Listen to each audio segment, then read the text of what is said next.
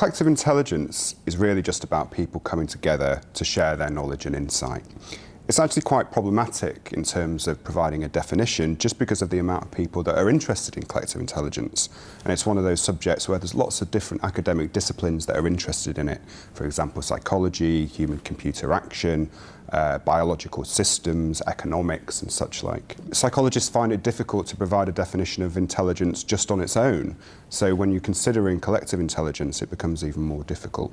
One of the things which is important to understand about collective intelligence is that it's an emergent property. It doesn't reside within any one individual's brain, it emerges from the group. And this is one of the points that I wanted to make is a specific niche of collective intelligence that we're interested in, which is social collective intelligence. Because you can get collective intelligence from a survey, but obviously in a survey there's no people interacting. What you get when you get interaction is social collective intelligence, and what that enables you to do is to provide a community lens on all that information, and you get a much deeper level of understanding.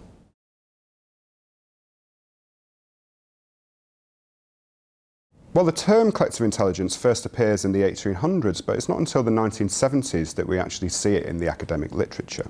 But it's really only in the last decade that we've seen an explosion in research and interest in the subject. And the primary reason for this is the advance of digital and social technologies, because obviously before that it was impossible for large groups of people to come together and to organise themselves in any coherent way.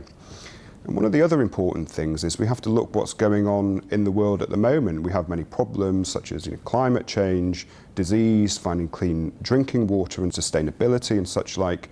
And we're really looking to new forms of intelligence, and particularly collective intelligence, as to how we can come together to solve these issues.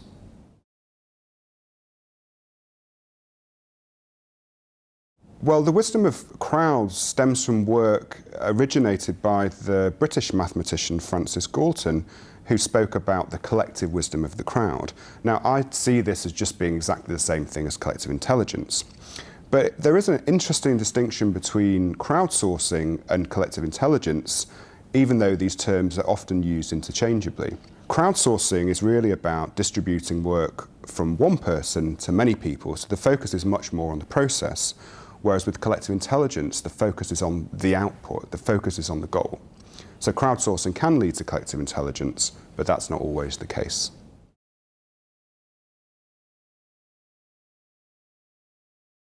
Well, it depends how you define collective intelligence. I guess if we look at the two aspects of the definition and we consider surveys, yes, the results of surveys are people coming together to share their knowledge and insight.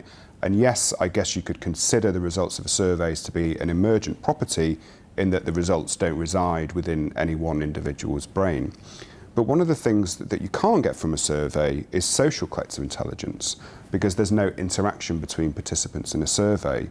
And it's the social collective intelligence which provides a lens on what the community thinks of different ideas and how they evaluate and rate each other's comments. So yes, you can get collective intelligence from a survey, but you can't get social collective intelligence, and that's where the real insight comes from.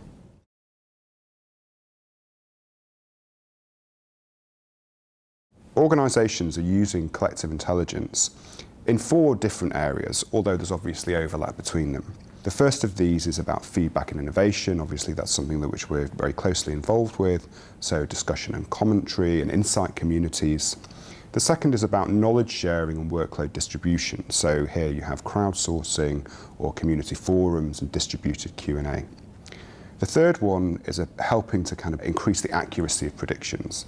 So in financial organisations are very interested in this, obviously trying to predict what's going to happen in certain markets.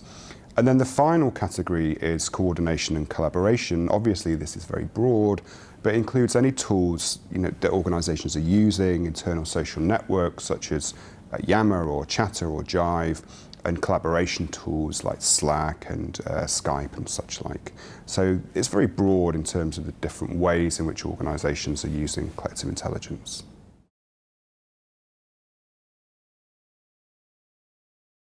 There's numerous challenges that organisations need to overcome when using collective intelligence systems and tools. The first of these is administrative challenges to do with, obviously encouraging participation, dealing with problems to do with anonymity and confidentiality, because obviously these are very open systems.